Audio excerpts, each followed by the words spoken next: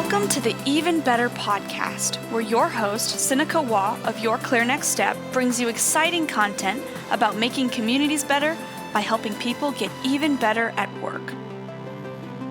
Hi, it's Haley from Your Clear Next Step. Did you know our mission is to help people have better workdays so that together they can co-create better communities? We do this by helping people make authentic human connections, deliver real business value, and treat change as a process, not an event. We have several upcoming classes that you won't want to miss. Sign up today at yourclearnextstep.com/events. Well, hello, everyone, and welcome back to another edition of the Even Better podcast. This is part of our ongoing mission here at Your Clear Next Step to help us all have even better workdays so that together we can co-create better communities. This is your host, Sinikka Waugh, and I am so delighted to welcome you back. And I am just overjoyed that we finally have Erik Dominguez with us here. Erik, thank you so much for joining us. Thank you. I'm so honored to be here today. This is such a joy. You guys, for those of you who are listening, you know that I am always on the lookout for the greats. I am always looking for people to join us who can match that enthusiasm, who can match that energy level, and who stand out in a crowd.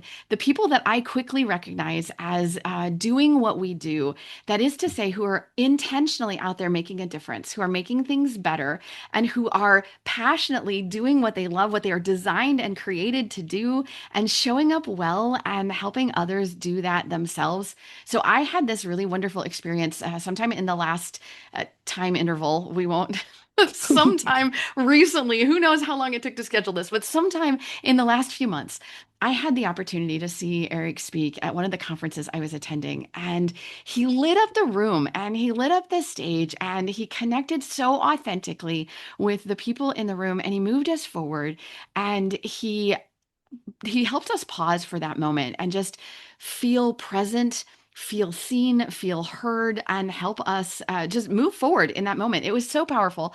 You know the quote, people don't remember exactly what you say, but they remember how you made them feel. And this was one of those moments. Erik, you made the audience feel present. You made us feel seen, and you made me personally want to keep doing what I do even better.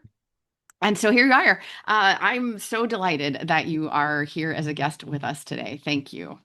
Well, thank you. Thank you for having me, and thank you for all of those kind words.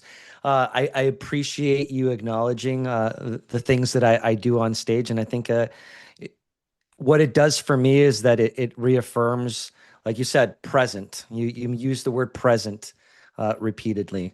I often say, when you're presenting, you're giving a present, and you're giving a gift. So I'm happy to hear that my gift is being received. I appreciate what you say about it. Absolutely. Absolutely. So tell us a little bit about your story, Erik.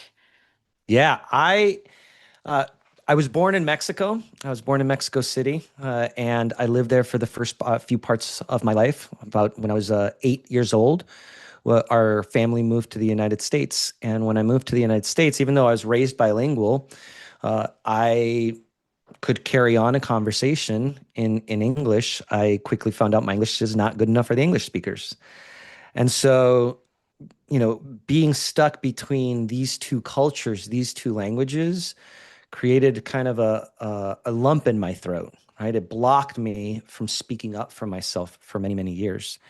And it wasn't until high school that I joined the high school speech and debate team that I started to realize some skills and tools to be able to speak up for myself, and to be able to not only speak up for myself, but advocate for others, to use our words to impact positively. Once I learned those skills, I wanted other people to have them. I knew what it was like to feel being on mute for so long. And so I've dedicated most of my life to communication skills and helping other people speak up for themselves and present powerfully and land a message that is impactful.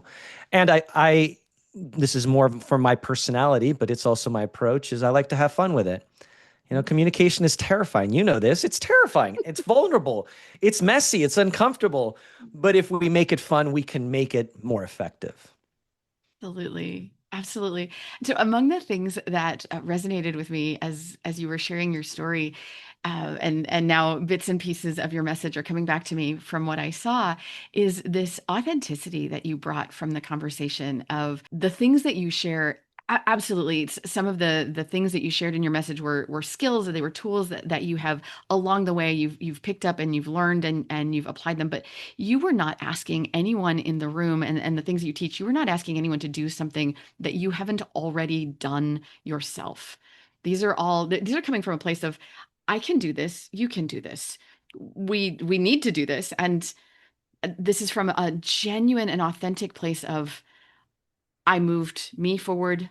I can help you move forward. You can move you forward. And it was so, I think that was one of the things that struck me most about your conversation, was that it wasn't a, hey, I've lived my life, but you should go live your life your way and do this other thing. It was, hey, I've tried this. You might also try this because it's worked this way for me. And here are the results I've seen. See what you think. Exactly.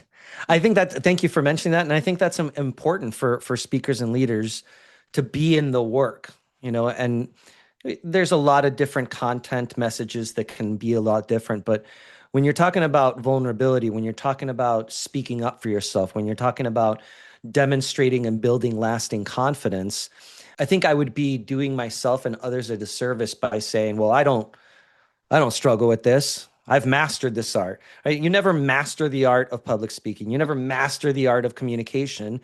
You learn how to be more effective, but you're always going to struggle with, judgment and flow and all of the different elements. So I absolutely, part of my training is demonstrating not just my story, but stories of the people that I've helped. Of, we were here, right? We were in a certain place where we didn't feel confident enough to share our ideas or to present. And here is where we can get to. Absolutely. So I want to take a little sidebar for just a second, because you said part of your experience included a speech and debate. Can you Yeah. tell us just a little bit about your speech and debate experience? Oh, I can tell you a lot about my speech and debate experience. Well, first of all, it doesn't make sense that I would join a speech and debate team or go to a speech and debate workshop. But like any 15-year-old with a crush, I followed a girl that I had a crush on. She invited me into the workshop. And so even though public speaking was my worst fear, I was like, okay, right? And just a 15-year-old with a crush. But once I got into it and joined the team and got some success there, that's what I wanted to do. So immediately after high school, I started college. I started coaching my team. And in college, I also competed in the collegiate level. And then after that, I coached for many years. It's a fantastic activity that really taught me a lot about communication and about stress and teamwork. Indeed, indeed. So I have a long-standing relationship with speech and debate as well. My husband Spencer Waugh is a speech and debate coach, and he led teams at the high school level to national championships, and at the college level to national championships. He is a just deeply connected in the speech and debate world, and I've watched him do such great things through and with the student, like, just watch them blossom, and Yeah. seen the firsthand the effect that it has on students, on their confidence level, on their ability to then grow. And then I've watched them go on to these amazing careers in all kinds of Yeah. things, and just impact the world in amazing ways. It's a 25 plus year career that he's coached these we got to watch them after that do such amazing things. It's really fun. I don't know why I didn't put it together, but I that name sounds familiar. Spencer Waugh. Mhm. That I've definitely heard that name before. And you nailed it. That's part of the reason why I'm so passionate about training adults, is because when students went through speech and debate, I didn't see just, oh, now they're better at public speaking. I saw a transformation, Yeah. because when we work on our communication skills, what we're really working on is our self-awareness skills. We're working on clarity of our message, and that breeds confidence, and it breeds a path forward of like, this is what I want to do. This is what I want to say. So absolutely, it's transformational, speech and debate is. Transformational. I love this. I love this. Okay, so let's get back. You just said something that I want to pull together. So as we're thinking about the topics for today, so we're talking about communication skills and confidence. And while we could spend a little bit more time on public speaking, I'm not sure that we even need to spend time necessarily on public speaking because so much of this applies to speaking out loud. That's So, it. like, Yeah. it doesn't have to be a platform speaking per se. It doesn't have to be public speaking, but that idea of transformation, that idea of being more confident in your communication skills, these things that we talk about in preparing for platform speaking, to prepare for public speaking, if we do these in our day to day, it turns out we increase our confidence there too. We increase our communication skills. We increase the way in which others hear and respond and connect with us there too, right? Exactly. It's exactly right. I like to use this kind of this visual is if you're speaking to a room that only fits about 10 people, Mhm. you're going to deliver a speech that way. If you're speaking to a room that seats 10,000 people, you're going to deliver based on that room as well. Now, the nuances are going to be slightly different, right? We're going to turn the volume up on certain areas. We're going to turn the volume down on certain areas. But the methodology of communicating to more than one person is the same. The best definition I ever heard of public speaking is every time you open your mouth and words come out. That's Yes, it. that's it. Like anytime I am doing public speak. You are doing public speaking right now. We are Yes. communicating words that will be published to all. And Yeah. so when we adopt that mindset of I'm not speaking in front of 10,000 people, although sometimes it might be true, Mhm. I'm just having a conversation. That shifts a lot of our nerves and it also helps us to connect a little bit more to our message. There we go. Okay, so this is what I wanted our listeners to hear because I know for sure that some of our listeners think to themselves, I don't do platform speaking, I don't do public speaking. I don't need that. Or the alternative, some of our listeners might be thinking to themselves, I don't want that. That gives me that awful feeling in the pit of my stomach. No, thank you. Sinikka, you can have that one. Erik, you can have that one. No, thank you. I'll stay here. But when we think of it as every time you open your mouth and words come out, that is speaking in public. So let's talk about that. Let's talk about how do we get better? How do we grow that skill? And with that being kind of our framework here, how do we talk about the transformation? I know this is Yeah. a thing that you do, and when you talk about it, you light up. I mean, you Oh you yeah. make it so like this is so much your passion. It's so much your fiber. You light up. So what are some of the things that make it like is it formulaic? Are there steps to it? How are there simple keys that we need to remember? How do we get there? How do we start thinking about making ourselves light up at the idea of public speaking like Erik Dominguez lights up at public I speaking? do light up. You are right. I do light up.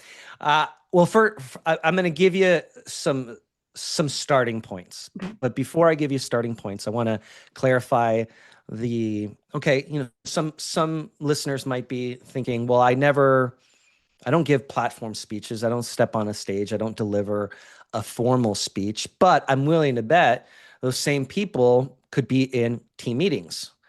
And the leader of that meeting might point to them and say, what do you think about this project? Or where do you think we should go?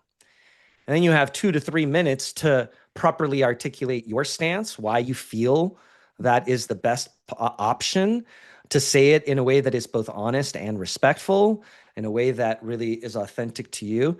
Even though you only have 2 minutes and it's in a relaxed environment, you're delivering a speech. You're giving a persuasive backed argument to be able to move your results forward. So with that, like understanding that all of us speak, all of us give our opinions. The starting point is understanding that your voice is an instrument. Mm, And we were taught explicitly and implicitly how to use our instrument, okay. both the mechanics, right? Like how to actually speak, and the language. And this is, a criticism that I say publicly a lot is we don't extend communication training, right? Sometime around middle school, we stop teaching active communication skills, public speaking skills, listening skills, difficult conversation skills. And so because we don't have, most of us don't have that training, we think, well, I know the language, I know how to speak, I know how to use this instrument, I should be good. But just because we're talking doesn't mean we're communicating. So we have this instrument of our voice and we play certain notes, and those certain notes are effective, but they only get us to a certain point. So we got to learn to use the entire instrument of our voice. And some of it starts with fundamentals, like how fast do I talk? How loud do I talk? What does my pitch sound like? When do I vary those elements? That's absolutely key, not just in public speaking, but in communication, because those are the elements that help us remember, help other people remember our message. I absolutely appreciate that you pause there and share that insight that we don't teach these skills. And this is part of what we do here at Your Clear Next Step is we teach, we say communication skills. It's part of the authentic human connection domain of what we teach. But we teach listening, we teach public speaking, Yeah. we teach conflict and how to navigate through difficult conversations. And in those, we talk about, have you checked your vocal register? What Yeah. is your pitch? What is your pace?